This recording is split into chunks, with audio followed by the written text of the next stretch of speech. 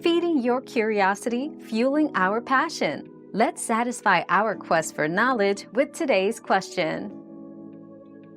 Yes, you can use an external GPU, eGPU, with a Mac if it has Thunderbolt 3 ports. 1. Check compatibility. Ensure both the Mac and the eGPU are compatible with macOS. 2. Connect the eGPU. Plug it into a Thunderbolt 3 port. 3. Install any required software. Some eGPUs need drivers or additional software.